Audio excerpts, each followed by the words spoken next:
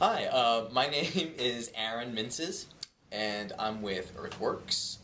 And Earthworks is a national nonprofit organization that works to protect communities and the environment from the irresponsible impacts of extraction industries.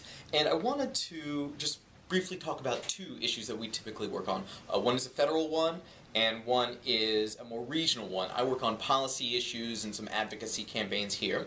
On the federal side, I want to talk about the diesel guidance.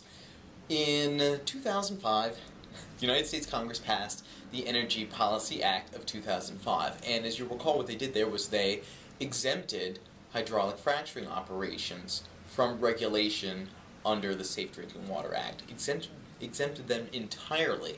But, they said, if diesel is used in the fracking process, the EPA can still regulate it.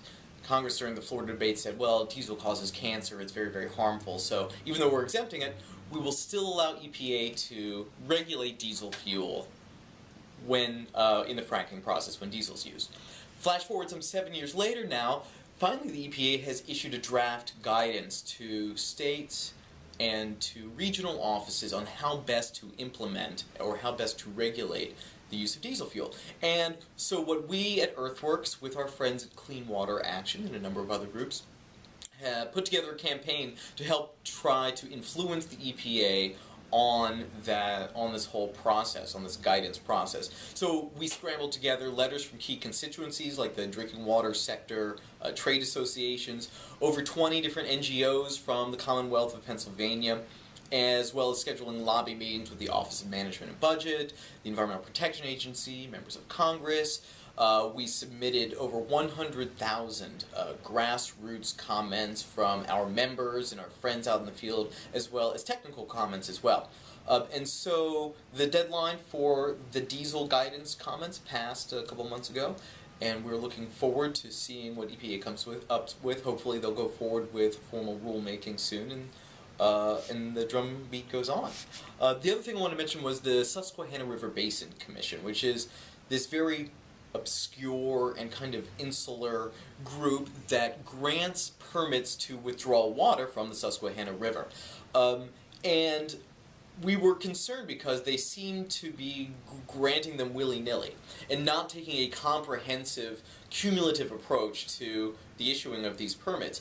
And Earthworks, with a number of our friends in the region, have organized a campaign where we merged a lot of the grassroots groups, the grassroots groups on the ground, particularly within the Commonwealth of Pennsylvania, with a lot of the policy groups that tend to focus on the scientific or the legal or the technical aspect of this, urging the Susquehanna River Basin Commission to take a more comprehensive, cumulative approach to issuing a lot of these water withdrawal permits, and not to get too technical, but especially with respect to sediment and erosion,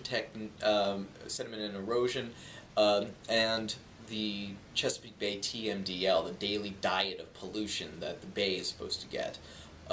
And fortunately, what we have happened so far is that we've gotten the SRBC to agree that next year, in 2013, when they revise their comprehensive plan, they're actually going to take into account a cumulative impact analysis of the natural gas industry's impact on the Susquehanna River Basin Commission and water levels and the water quality and the water quantity issues. So we're looking forward to that work as well.